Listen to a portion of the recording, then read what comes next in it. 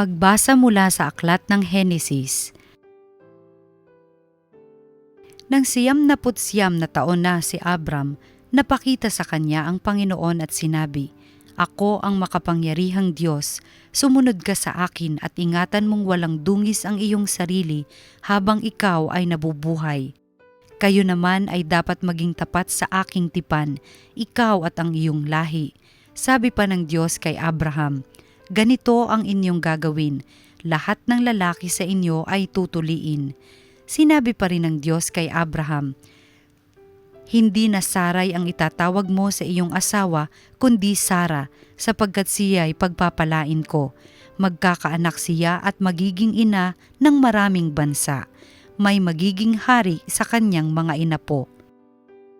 Nagpatira pang muli si Abraham, ngunit napatawa siya ng kanyang maisip na siya'y matanda na. Nasabi niya sa sarili, "Magkakaanak ako ngayong ako'y 100 taon na, at si Sara, maglilihi pa ba iyon gayong 90 taon na?" At sinabi niya sa Diyos, "Mabuti pang si Ismael na ang inyong kalingain at pahabain ang buhay." Nagkakamali ka, Abraham. Si Sara ay magkakaanak ng isang lalaki at tatawagin mong Isaac, wika ng Diyos. Makikipagtipan ako sa kanya at sa kanyang lahi magpakailanman. Tungkol naman kay Ismael, ipagkakaloob ko ang kahilingan mo. Pagpapalain ko siya at pararamihin ang kanyang lipi. Magkakaanak siya ng 12 prinsipe at magiging bansang makapangyarihan ang kanyang angkan. Ngunit hindi sa kanya matutupad ang ating tipan. Matutupad iyon kay Isaac. Ang magiging anak ni Sara ay isisilang sa darating na taon, sa ganito ring panahon. Pagkasabi nito, nilisan ng Diyos si Abraham. Ang salita ng Diyos.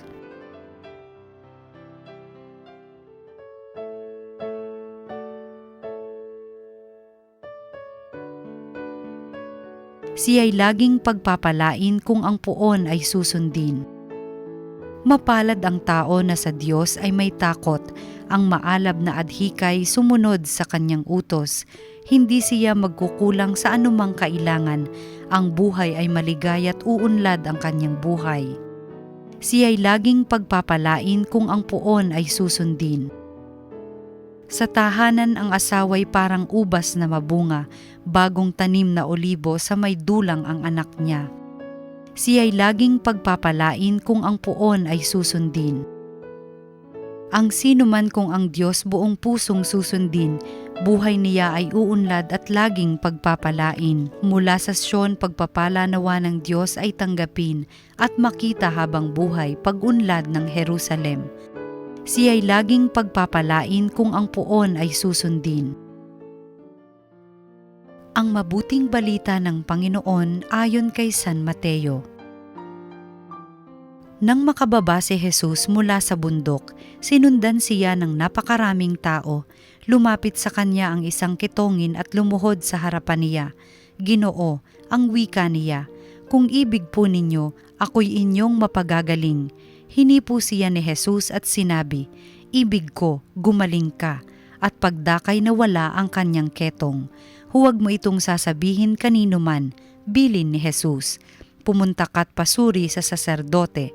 Pagkatapos, maghandog ka ng haing iniuutos ni Moises bilang patotoo sa mga tao na magaling ka na." Ang mabuting balita ng Panginoon. Pinupuri ka namin, Panginoong Hesukristo.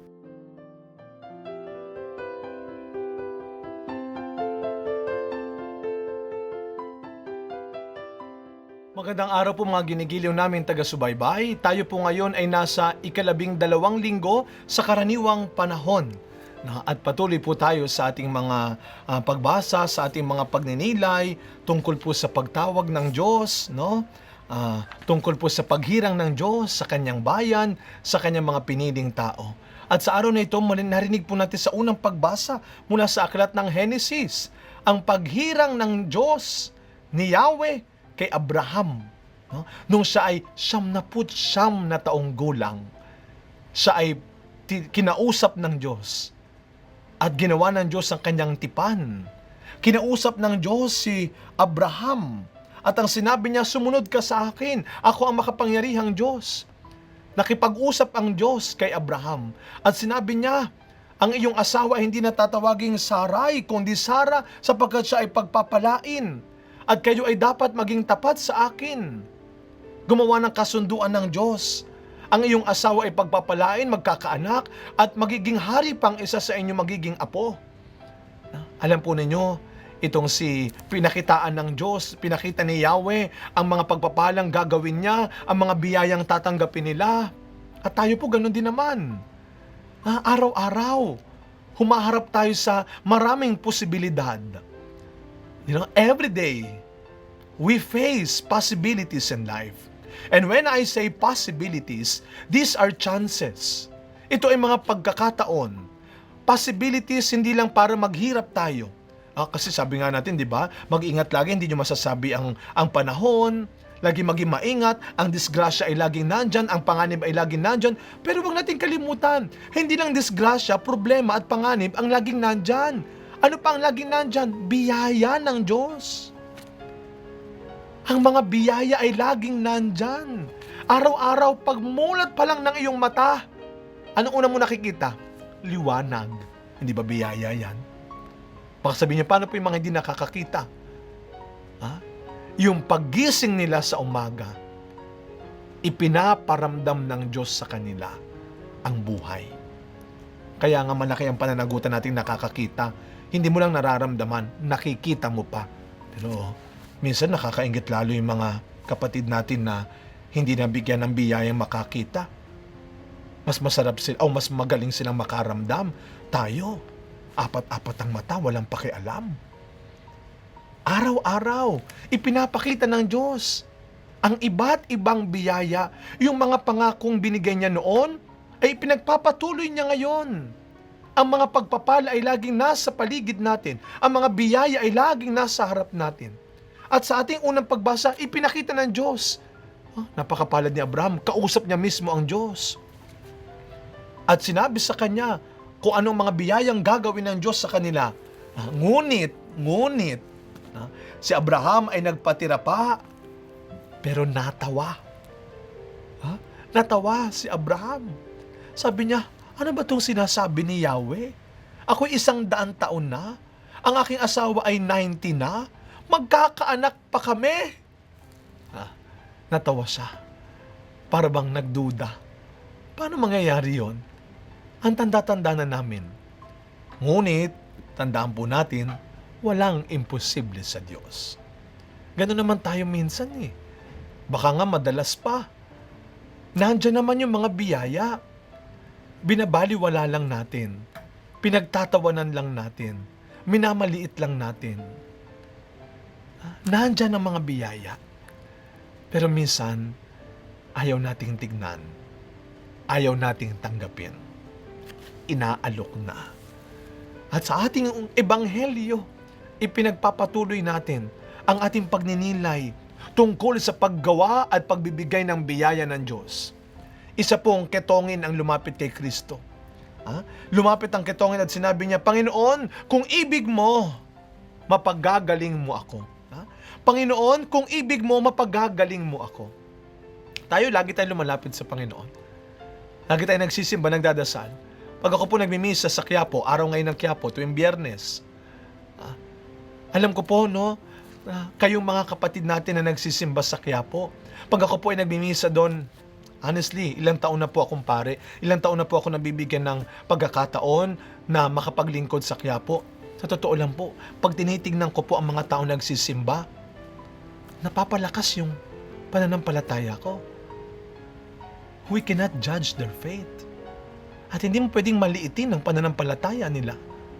Yung pagtayo nila doon ng ilang oras, yung pabalik-balik nila doon, yung paglalakad nila ng paluhod, yung pagtaas nila ng mga kamay nila,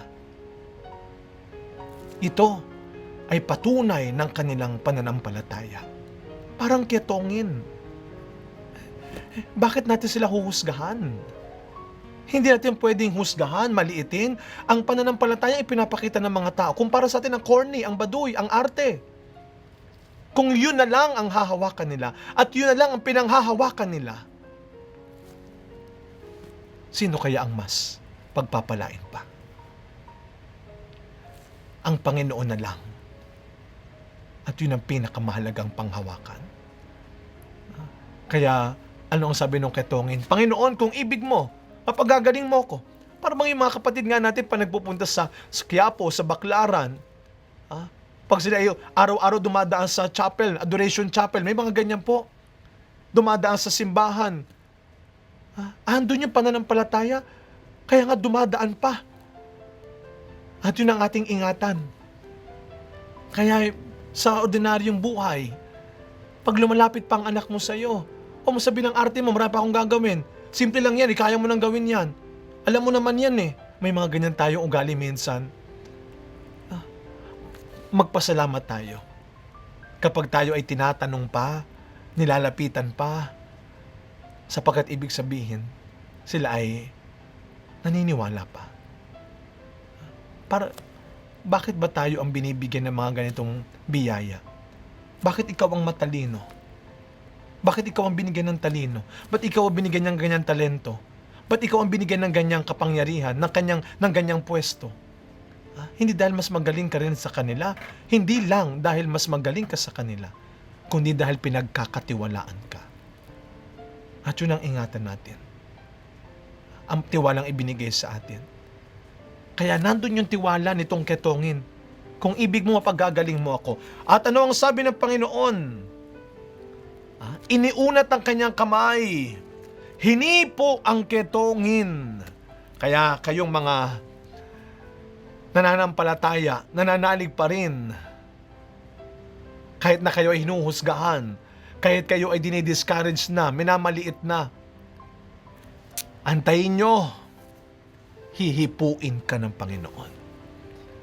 Ang hintayin mo ay ang paghawak sa iyo ng Panginoon.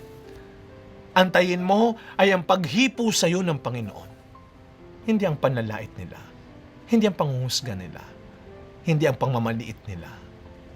At ganun ang ginawa ni Kristo. Iniunat ang kanyang kamay, hinipo ang ketongin at sinabi, ibig ko, maging malinis ka. I will do it. Be made clean. Napakaganda. Powerful. Ibig ko, maging malinis ka. At marami na po tayo narinig na ganyan. Yung tinatawag natin na prayers granted. Marami na po tayo na kwentong ganyan. Mga lumapit sa atin. Bilang pare ho. Bilang pare. Ba't hindi lang pare? Kayo po mga laiko. I am sure, lalo na kayo mga taga-simbahan. Lalo na kayo mga simba ng simba. Nobina ng nobina. Alam na mga kaopisina mo, nobina ka na nobina. Siguro naranasan mo na. Nagulat ka, biglang lumapit. Pagdasal mo naman yung anak ko, mag-e-exam. Pagdasal mo naman yung nanay ko, nasa ospital. Di po ba? Kaya ikaw ang nilalapitan. At pasalamat tayo doon. Huwag lalaki ang ulo. Huwag aangat sa lupa. Pinagkakatiwalaan tayo at gawin natin yun. Kaya mong ipagdasal, gawin mo. May maganda po ako nabasa doon sa aking sinusubaybayan ng mga reflections. Sabi doon, if you can, will you? If you can, will you? Kung kaya mo, gagawin mo ba? Alam natin kaya natin eh. Kaya lang minsan ayaw natin. At napakaganda na sinabi ni Kristo. Ang sagot niya, I do o I will do. Be made clean. Ang tanong nung ketongin, kung ibig mo, mapagagaling mo ko. Sabi ni Kristo, kaya ko. Gagaling ka. Siguro magandang pagnilayan din natin yan. Ano bang kaya mo na ayaw mo? Anong kaya mo na ayaw mo? Kaya mo naman tumulong eh, ayaw mo lang.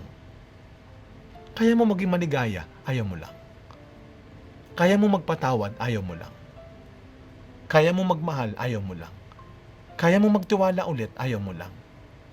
Kaya mong mabuhay pa rin, ayaw mo lang.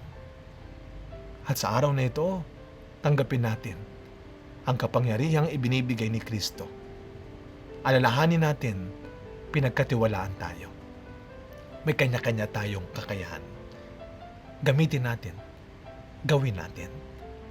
Kagaya po ng ipinangako ng Diyos, patuloy ang pagbibigay niya ng mga biyaya sa atin araw-araw. Sana tayo rin maging biyaya tayo araw-araw. We are blessed to become a blessing. Huwag tayong mawawalan ng tiwala.